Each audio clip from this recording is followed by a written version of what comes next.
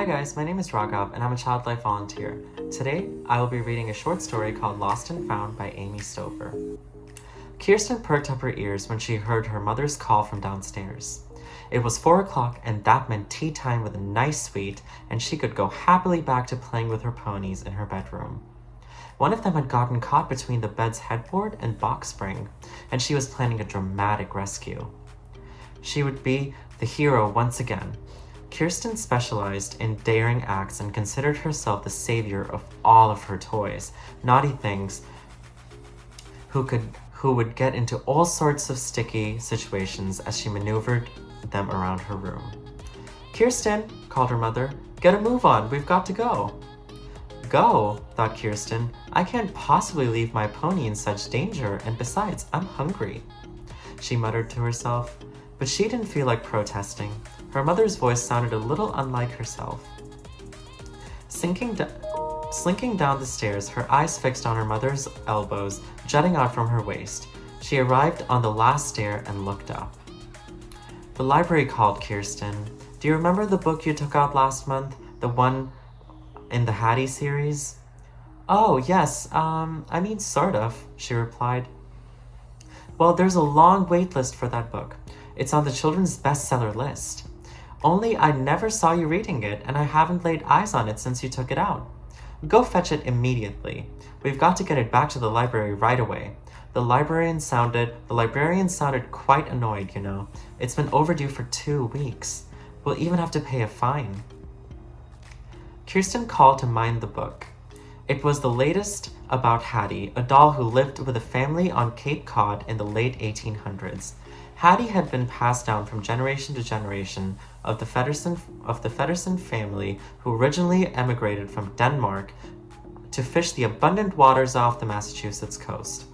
She remembered the cover, Hattie on a boat dressed in a sailor uniform, and with a dark sky in the background, but had no recollection of reading it. Drawing a blank expression, she immediately turned and rushed back into her room.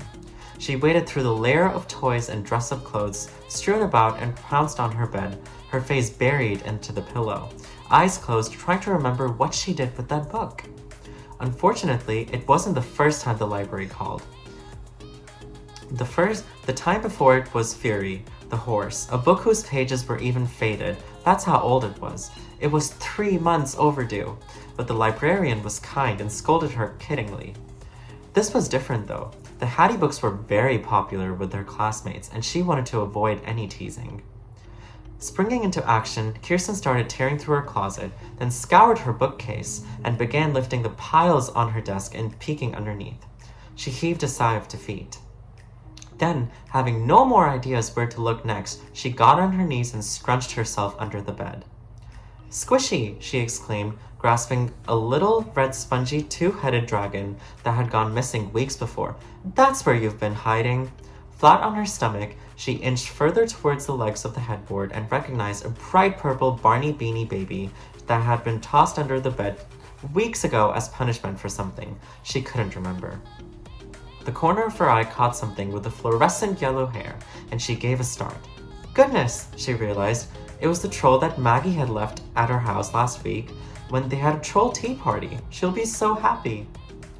Reaching the end of the bed, she turned onto her back and looked upwards, coming eye to eye with the stuck pony. With a push, she managed to dislodge it with her fingers so that it popped back up onto the bed. Well, at least that's done, she thought, though it wasn't as much of a rescue as she had planned. She looked to the left and spied the light blue edge of a book that had also gotten trapped. Could it be? Shifting into position, she again used her fingers to free the book, but it was jammed so tightly it didn't budge. "Oh dear," she thought, just as her mother impatiently called her again. She now felt something sticking into her sides and went to touch it. Grown. It was one of the dozens of toy swords her little brother was constantly swishing around about in his never-ending battle play. "Wait a minute," she murmured, thinking that maybe one of the silly weapons he was always jabbing her with might come in handy. Grasping the sword like a warrior, she pointed it onto the spine of the book, squeezed her eyes shut and thrust upwards with all her strength, setting the book free from its captivity. 2 or 3 more pokes and the book disappeared from sight, ending up on top of the pillow above. Kirsten rolled out from under the bed, jumped up on her feet, and grabbed the book, holding it close to her chest. "Oh, of course, that book!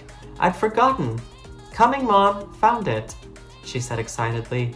Never had a rescue felt so real. Never had she felt so grateful to her little brother for leaving his toys about, and never, ever would she misplace a library book again.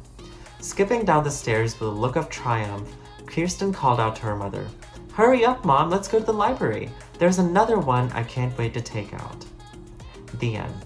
I hope you enjoyed this little story time.